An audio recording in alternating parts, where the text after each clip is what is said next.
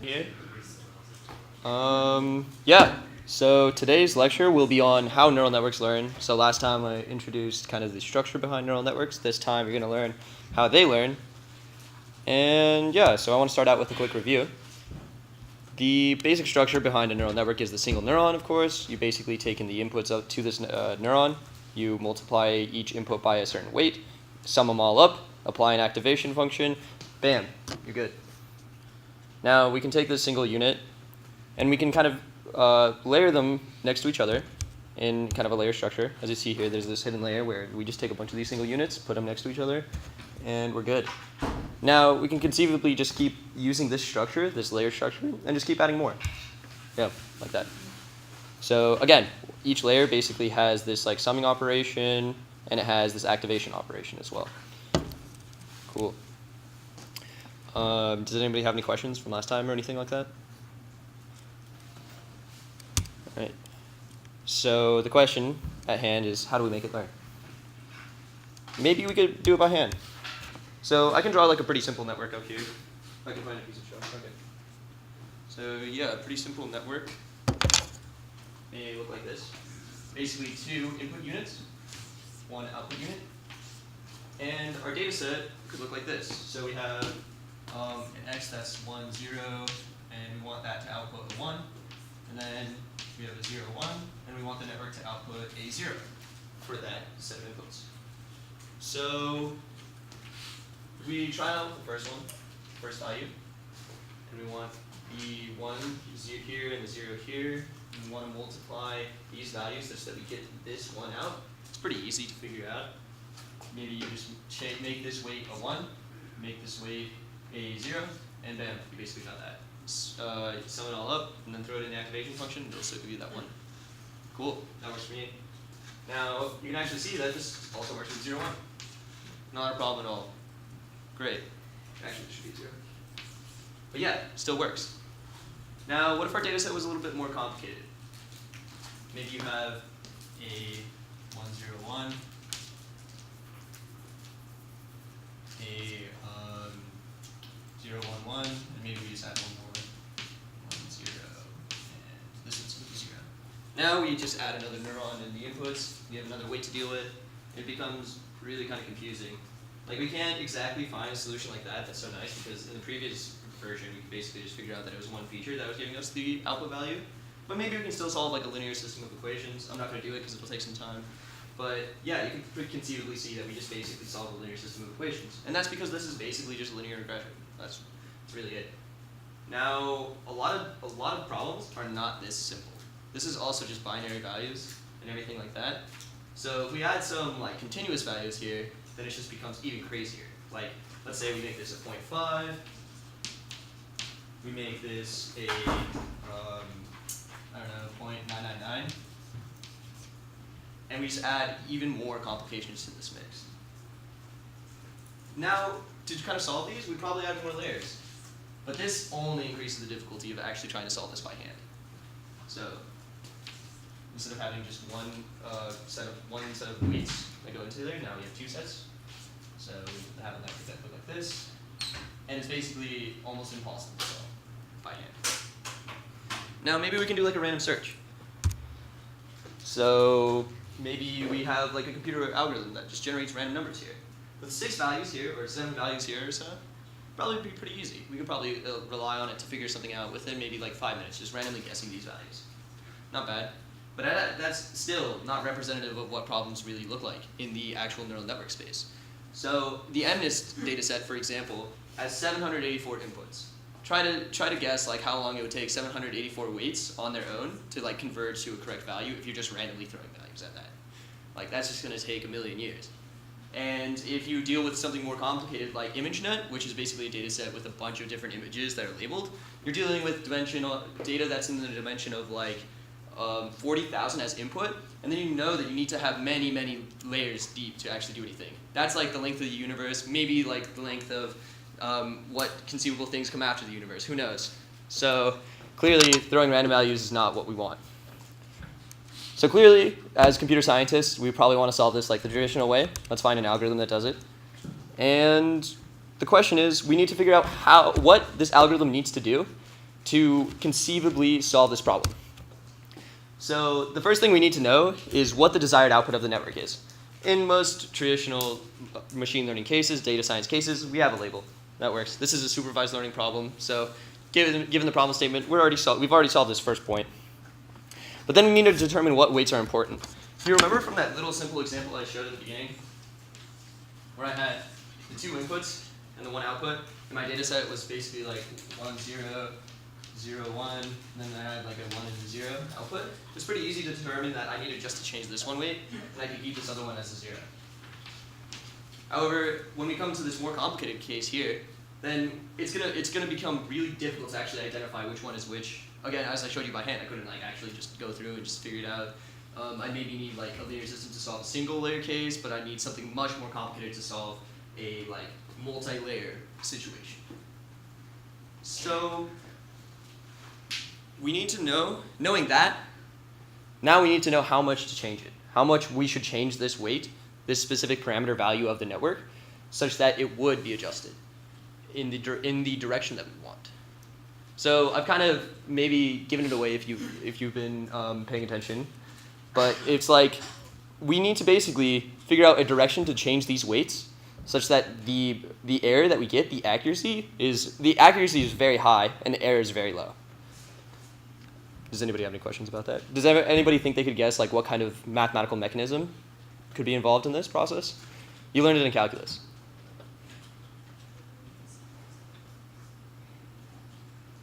Either like high school calculus or Math 53 here.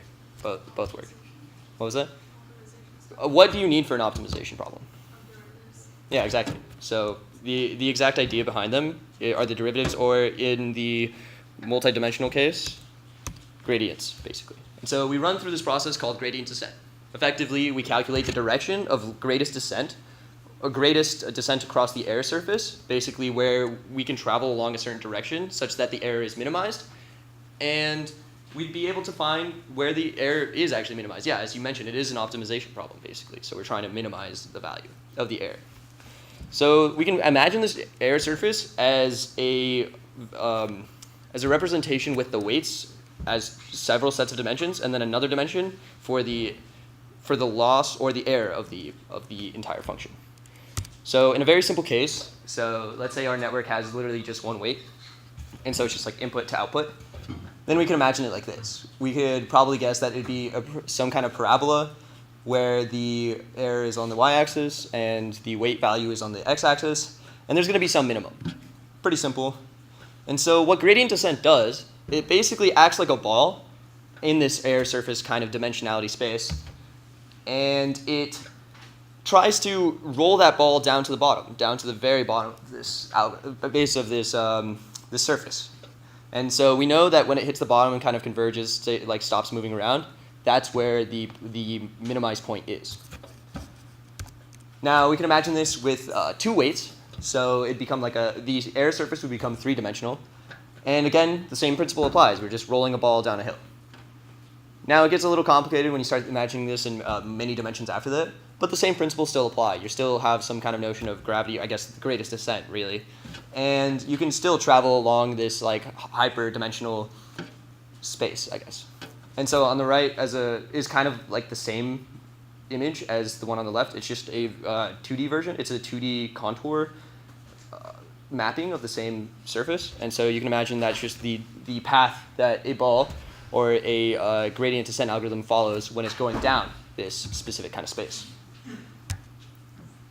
So you may be asking, why do we need to do gradient descent? In these cases, all of them could be solved by just looking for the point where the gradient is equal to 0. Basically finding all the points that fit in that kind of sphere. However, as you might remember from calculus, is that there's usually not a lot of unique spaces like this. And especially in neural network like scenarios, we probably have many, many local minima. So trying to solve for that is very, very hard.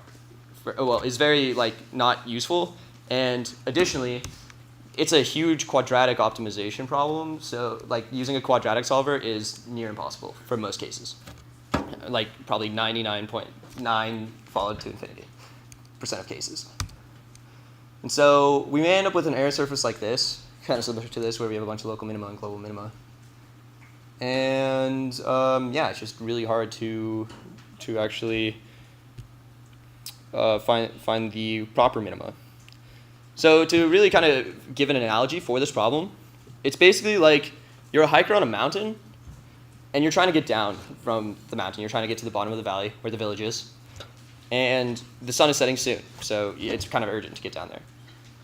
Now, on your way down, you can imagine that a fog rolls in, and your vision is obscured completely. So the only things you can see are any objects and the topology around you, around like 20 feet radius of you. So given that kind of constraint, you know that you should travel along the direction that gives you the greatest like descent, the greatest directional like downward direction.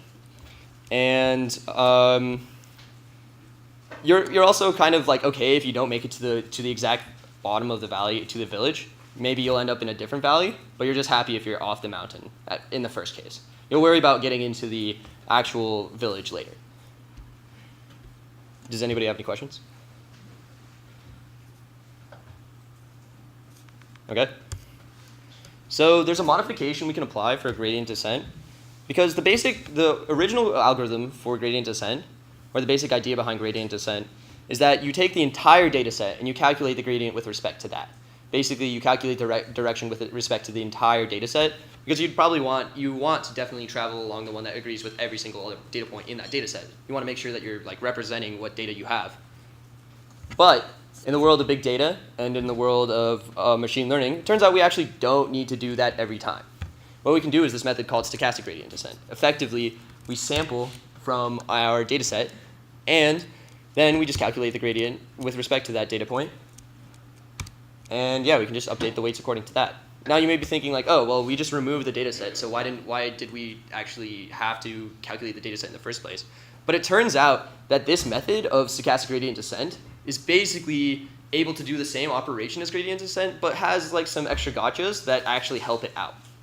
So first of all, you only have to run through one gradient point at one point at a time to calculate the gradient. So that's a pretty fast operation. 2, you actually end up hitting every single point, or at least every single representative point statistically, because by probability standards, you're basically just pulling a new point every single time.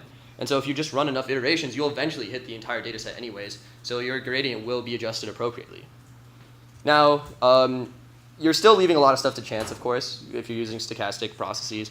So you can actually kind of limit the effects of that by using this method called mini-batching. Basically, you compromise between this batch gradient descent optimization and the stochastic gradient descent optimization. You're basically taking like a small subset of the data, and you're using that to train your model. So I'd also like to add another note that gradient descent is actually not unique to neural networks. It's a very common optimization algorithm for not just for neural networks, but also for the ones that I definitely know are logistic regression. You can definitely use it for linear regression. It's not optimal for linear regression. And I think, can you back me up on this? Do decision trees use gradient descent potentially? Yeah, so it's very prevalent. It's just a good way to optimize a lot of problems. Yeah. By this, do you mean like you pick a point on the mountain and then like you calculate a gradient, you go in the direction that's best, and you pick another point, you just keep doing that, or you just like calculate for like random points all around, and then you update all the weights like all at once, and then you just go however. It's like you're going crazy and you're like not really sure what the gradient of the mountain looks like, but like sometimes you get the right one and you're like jumping around in your memory, I guess. So it's you can't really use the gradient. You can't really use that analogy that well, because your air surface kind of shifts a lot when you calculate that gradient. So I don't know if it fits in that analogy as well as like so the original data point. Like, is it a more sequential thing where you calculate once at a time, or like a more like all at once thing? Oh, so batch gradient descent, the original version, is where you calculate all at once.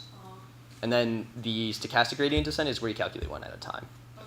I think that answers your question, but you're still kind of phrasing it after the analogy, so I'm not sure exactly if I did. I think kind of, yeah, but then does, for the more stochastic one then, does the subsequent points that you pick, are they independent from the ones before, or are they dependent on them? Oh, no, they're always independent. So you could end up picking the same point over and over again. However, if you do deal with a huge data set, which you should be dealing with, something in the order of like thousands to millions of data points, that's just unlikely, so it's not a problem. Okay, so it's kind of weird, like you're like picking one here, you think you're going that here, and you pick one here, and you're like just updating randomly, kind of. Yeah, I think that'd be a good way to put it then. Yeah. Did you have a question? Yeah, so I think Joseph sort of showed us that example of Mario, right? That was Yeah. neural networks, right? Mm-hmm. So like, how did, like, in theory, if it, like, let's say like there was a point where it had to like jump on something and go forward, or there's like an option where it could just like hit a wall. Like, how did it know? Because I mean, it could still be minimizing, and then kind of be just stuck in like a local minimum, right? Yeah, so the Mario actually used a slightly different paradigm on top of the traditional neural network paradigm. So they had this genetic algorithm kind of aspect of it. So where they would encode the neural network structure itself to actually determine what things to choose at any point. So not only were they running like this optimization stuff, when they did hit a local minima, they'd be like, okay, new network structure. Like, let's see what else works. And then it would kind of exploit properties of evolution to pass on these kind of proper traits, the ones that work well, the ones that would optimize, I guess, the gameplay, and then use that to create a better Mario player. Any more questions? Yeah. I don't think I understand how you can calculate the gradient with respect to only one data point, because isn't it a gradient of a function? Oh, well, it's the function. The function is of all the weights. So your data point is separate of that. You're basically calculating the direction that you need to travel along that weight. The direction you need to change that weight, basically, such that it would approach the minimum of the air surface. Basically, minimize the air. Yeah. All right. So if the weights change every time you do something, doesn't the equation, the function change, and then the gradients are all messed up? You do have to calculate the gradients every time you update the weights. So, but you don't update the weights before. You don't update the weights until you've done the entire like gradient calculation. So it's like if I don't update the weights for these until I've calculated the gradients for these as well.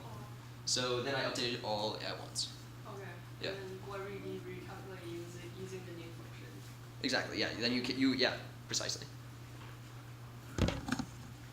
Cool. So it turns out in neural networks, a naive implementation of gradient descent is O(n)². I mentioned this last time, but I didn't really elaborate on it. So what this basically means is that there's just a lot of calculations, and it would be very, very impractical if we use this naive implementation. Basically, like many neural network models that are currently in use now and currently have been trained and have been shown to do well have millions of parameters. And so an operation like this would take a trillion amount of steps times some whatever constant is actually modifying this to actually do some kind of operation, to do like a training step, which is really impractical. Now, we clearly need something better. So we can exploit the network of the structure of the network. So as you know here, we actually basically feed in the values, and then we get the value out. So what if we could do something with this structure, the way that we're feeding it through, the way that these values are affecting the values that are here, and the way the values here are affecting the values at the end layer as well, how those can propagate through, really. So what we can do is use chain rule, basically, through a method called backpropagation. The basic idea is that you can calculate the gradient really easily at the end here. You basically calculate the gradient with respect to the output here, the gradient of the error function with respect to the gradient, and then, the error function with respect to the output of the network, and then you can use that to pass it back through these weights here, and you can calculate that here now by doing some operation on the summed inputs into this layer times like this value that you pass back, and then you can conceivably do that forever. You can add as many layers as you like, and you can keep backpropagating as much as you want, as long as your computer lets you, basically. So, yeah, I actually included some notes here so that you can. Oh, actually, I think it's a link to a YouTube video. Basically, he runs over the actual derivation of this process. Because of the scope of this class, and because a lot of people here haven't had a lot of like mathematical experience, I'm not going to be going over the like deep math of it. However, I do recommend that you go through this if you really are serious about understanding how neural networks work. Like everybody has to basically go through a derivation step for backpropagation if they want to do anything seriously with neural networks. So yeah, that's what I did when I first learned them, and that's what I recommend you guys do to really know what's going on. Is that Ansh's? No, it's from this YouTube series called Neural Networks Demystified. I linked it at the end of the last lecture as well. And yeah, it's a really great guide to basically know what's going on inside of neural networks.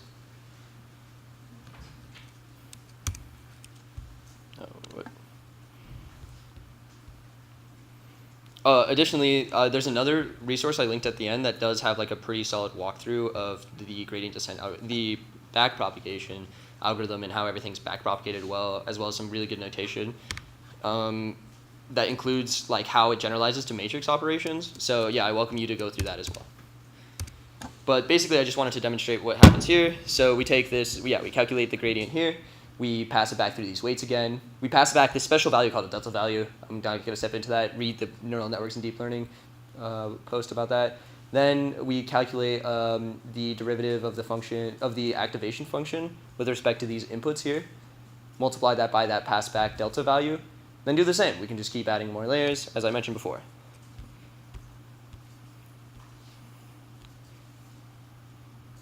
And yeah, for those of you who are really interested, what I'd recommend, the network structure I'd recommend, is one with 2 input units, 3 hidden units, so you only have 1 hidden layer, and then 1 output. So just calculate the gradient with respect to all these different weights. It gets a total of like, a total of 9 weights. And so it shouldn't be too bad. Just use sigmoid as the activation function, and of course you can Google any piece of that.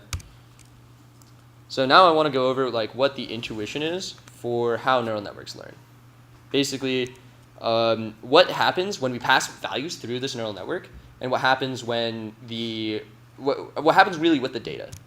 So there's this on TensorFlow's website where they basically show a bunch of data points, and they have a bunch of different ways to modify neural networks such that you can like basically classify these data points.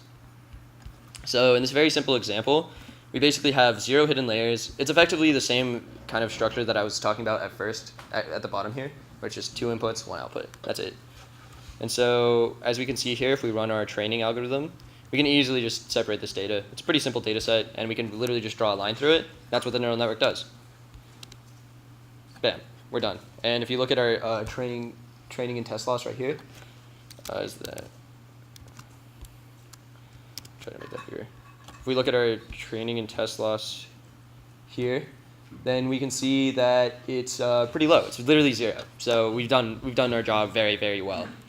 Now this becomes a little bit more complicated when we start introducing more complicated structures. So this right here is a circle data set. I did mention something about this before, where you I mentioned this last time, where there was like a data set like this, and the perceptron basically fails to actually classify anything here because it just can't do anything with these kind of inputs. So we can imagine that our current layer setup is basically just a simple perceptron. And if we try to train it, it just kind of doesn't know what to do. It just spins around, and the value, its loss is basically 50%. Effectively, we're doing worse than like flipping coins. So we've not done our problem well.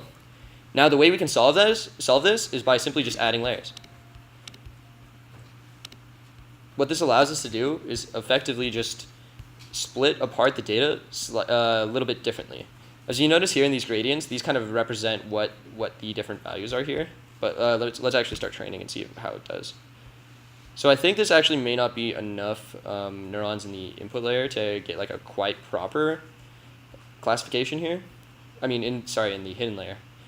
And so it sees it gets pretty close, but it definitely did a lot better than a linear decision boundary. However, the only thing that we're really missing is we just need to add another neuron.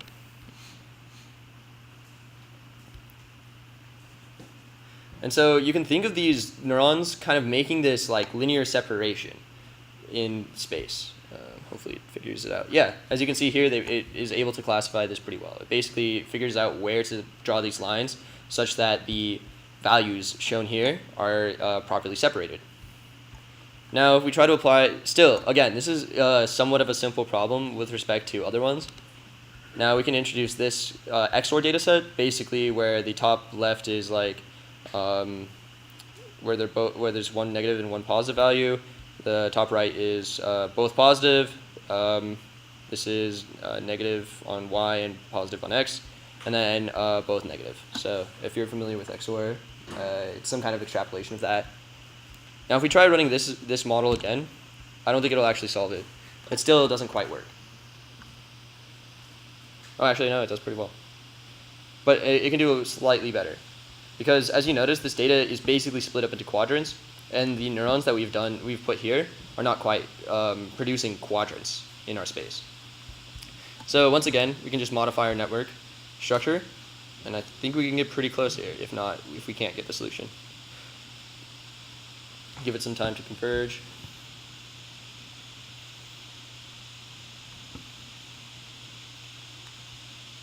Let me add one more neuron in this layer.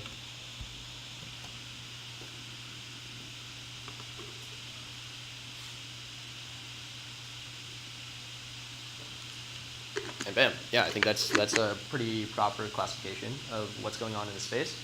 And as you can see, yeah, neural networks can do a lot of cool stuff. Now, there's also this data set, which is like, I don't know what the network structure you need to do it, to actually solve this problem. Maybe we can just like throw a bunch at it and just like hope it works. Yeah, I'm just gonna leave that running. I'll pull up some other stuff right now. Yeah, so I wanted to pull up this demo as well. So this comes from a blog post by Christopher Ola. He's basically like a really smart dude who does a lot of machine learning research. And the basic idea of what's happening here is he's demonstrating how the neural network kind of takes the space that we're embedding on and stretches it apart. This is called this is because neural networks act as like an embedding tool into a manifold. Don't worry if you've never heard of that before. That's like some crazy math terms that I've barely heard about recently. And so the basic idea though is that you're pretty much putting this data onto like a different surface, and you're able to just manipulate it as much as possible. And so the goal of the neural network is to effectively get into a space that we can just draw a decision boundary through. We basically just draw a line straight through the center of this data such that we can classify it.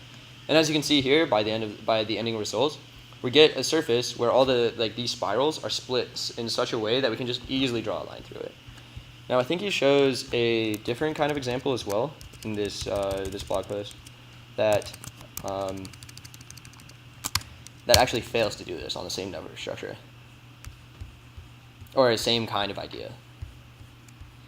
And so if you look at this one right here, it'll restart in a second.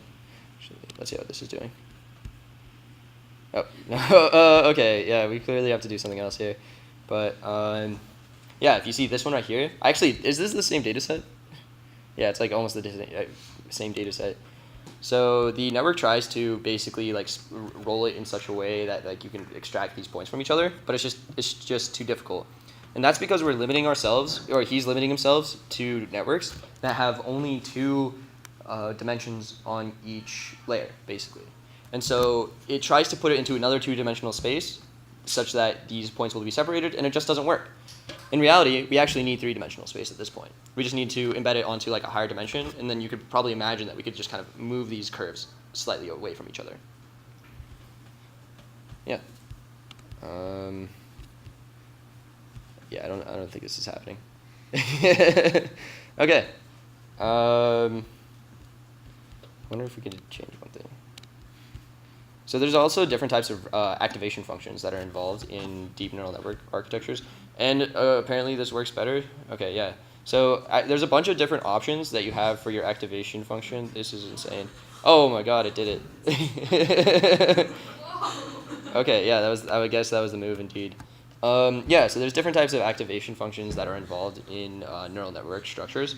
And so the main one we've been talking about is just sigmoid. It's basically just the S-curve.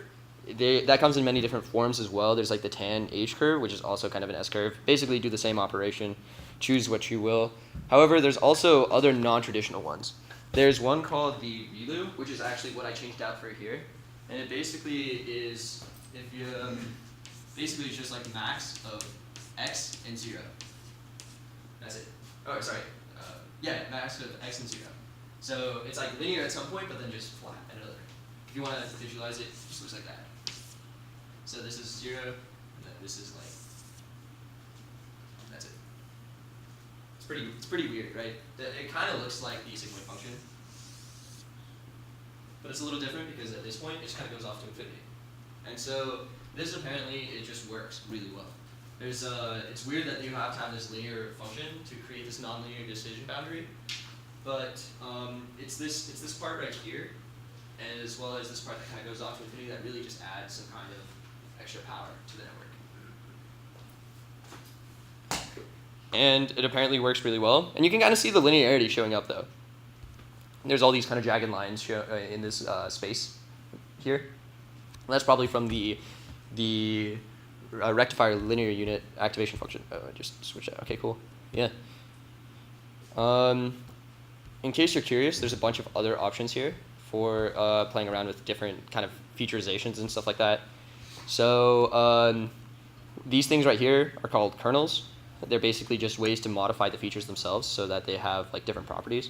You can effectively include some kind of nonlinearity through this process. So instead of having like linear output inputs, so like x1, x2, you can start using like parabolas, x1 squared, or like multiply the features with each other. So actually, with this in mind, I think you can do something really easy with the XOR. You probably just do something like that. And you probably don't even need a linear decision boundary. I mean, you could probably just do it with a linear decision boundary. Oh, whoops. Yeah, see, like, bam, it's done. So you can get away with actually using less layers by using special kind of featurization. Now, there's a weird debate now in deep learning, deep networks on whether you should featurize versus like actually just kind of throw stuff in. And yeah, it's really open to interpretation because now deep neural networks can just learn featurizations. And so that can just save you time from actually having to run a process, but you also have to wait for that network to actually train. And you may actually spend more time figuring out a network that does it properly. So, yeah. Oh, in regards to Christopher Cola, he has a bunch of cool blog posts. So if you want to go check out some other stuff by him, his most famous one is probably the LSTM network one. Basically, it goes over like a really cool network structure with recurrence. So it's what's really led a lot of like speech translation, machine learning research recently, as well as anything that has to do anything with like time series, because it just encodes like some certain kind of memory inside of it. It's really awesome. I will be kind of touching on it next Monday, where I'll be going over a bunch of different neural network architectures. But I do welcome you to read them now. I don't see why not. Do you have any questions? Can you post those blogs on the... Yeah, definitely. I can do that now. I think you mentioned that someone using it for last. Yeah, there's the Carpathy one. That's at the end of my PowerPoint, but I can post it as its own post.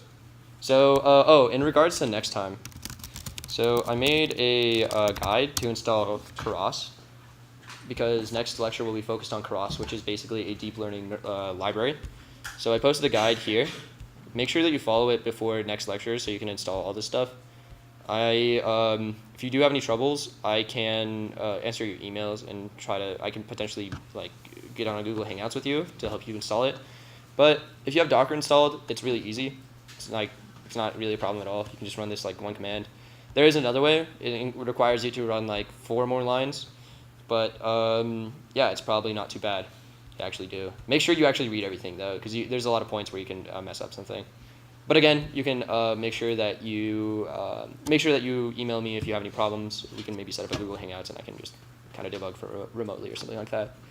Or also, I will have office hours 12 to 1 p.m. on Wednesday. So if you don't figure it out by then, just come to my office hours. They'll be in Supernode. Cool. Does anybody else have any questions? Awesome. So I'll be talking about convolutional neural networks, kind of as like a surface level subject, as well as Keras next time. Sweet. Thanks, guys.